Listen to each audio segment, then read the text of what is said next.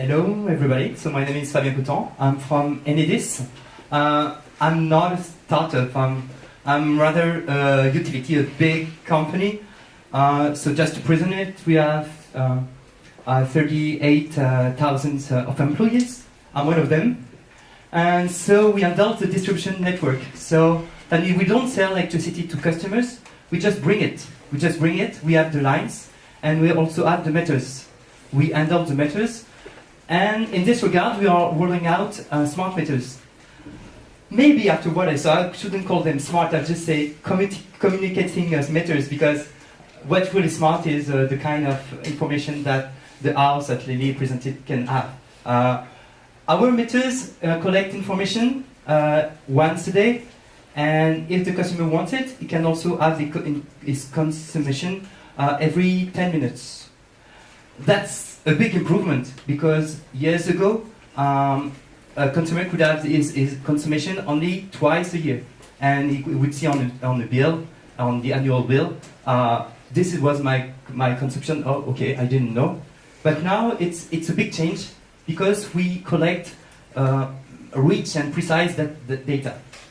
So what are we going to do with it? We just started the rollout. So the question is really important for us. What are we going to do with it? Is it useful? Does it help the customers? We led an experiment called What et Moi. I'm going to give you some of the results and then share our convictions. But then maybe let me ask you a question, because you already have smart meters in Finland. How many of you do have one in your house? Yeah?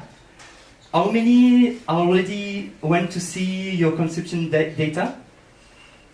And how many of you went, like, I would say, like, once every 2 months to see it?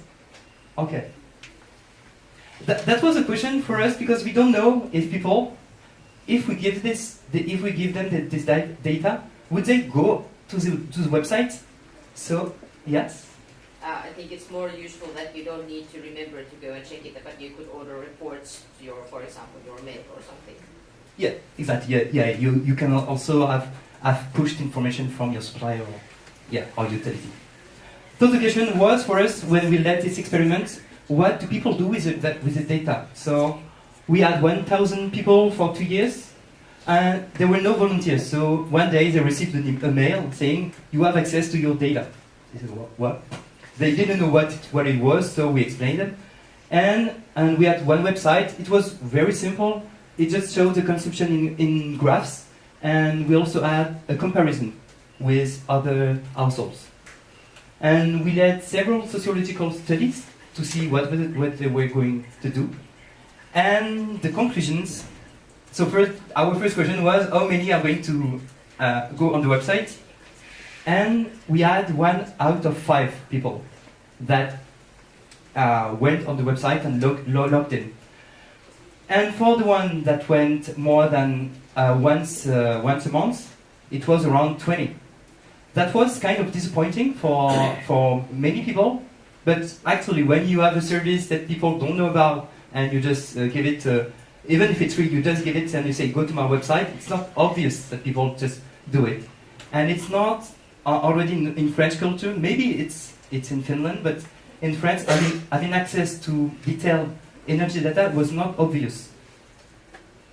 And what's interesting is we try to see, out of these 200 or out of these 20, are there common features between the people?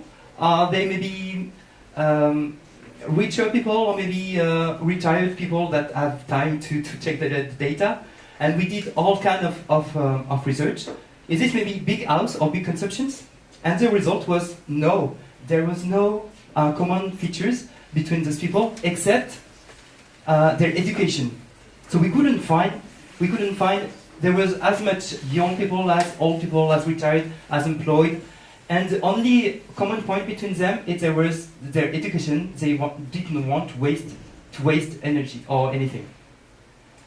And finally, the ecological sensitivity of it was not a big factor to go on this website, and the economic one too.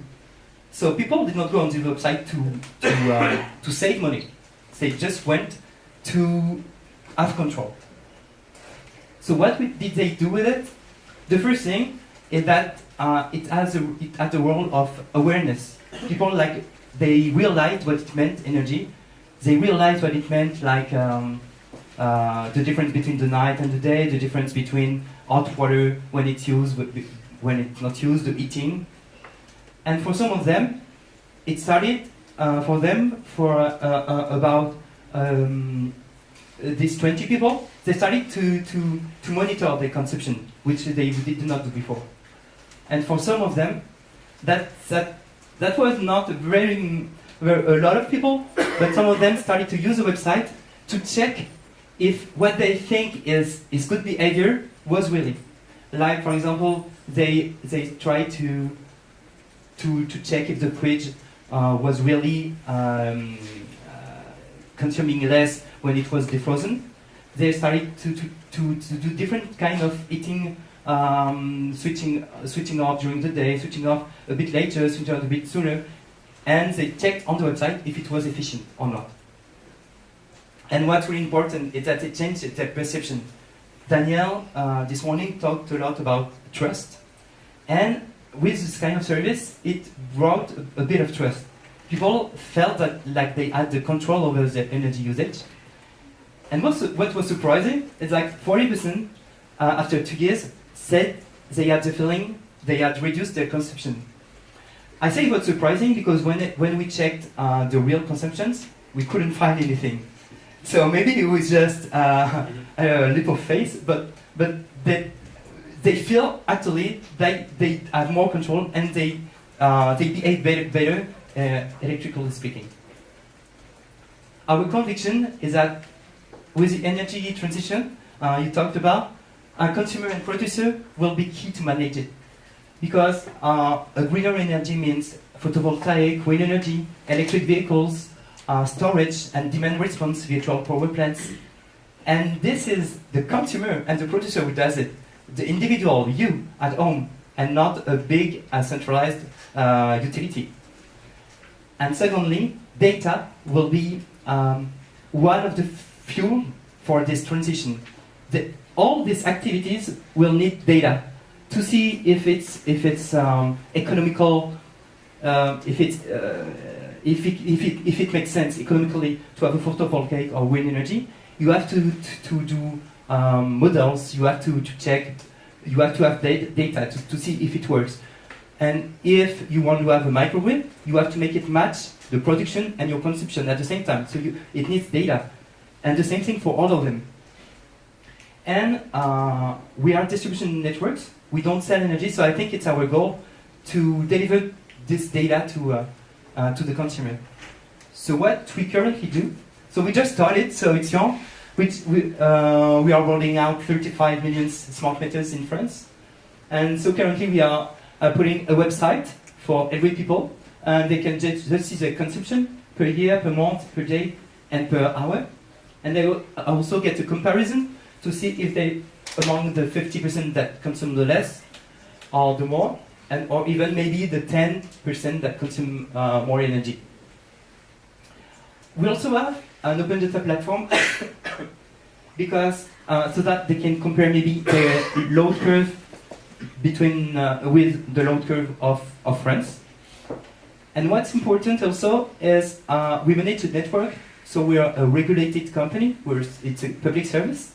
So we cannot make services that could be made by companies, by startups or company.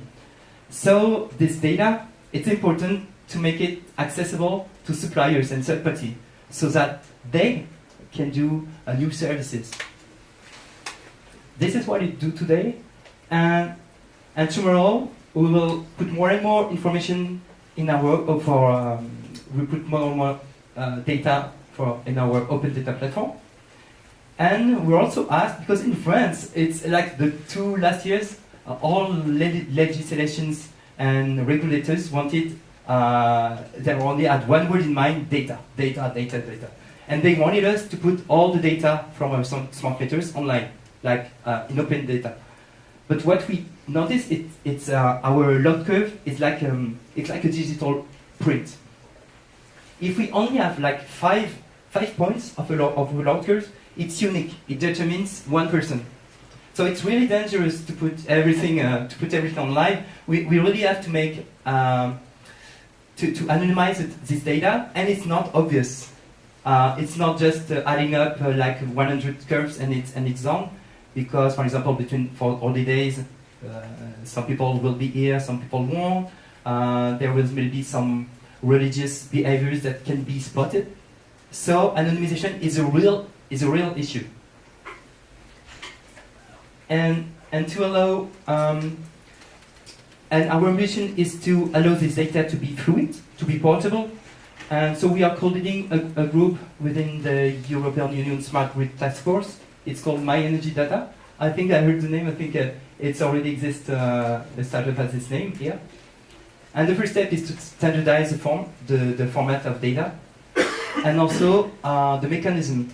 Maybe you heard about the Green Button initiative in the US. It's Barack Obama who gave a challenge to utilities. He said, we're gonna put a green button on your website, suppliers, and so that all Americans can have access to their data. And we want to do something about like this in Europe. That's what we're working on this group. And the role is that every consumer will be easily sharing his data with any supplier or third party wants. And that's what we're working on. And that's it for my presentation. So don't hesitate, thank you. Don't hesitate if you have any questions.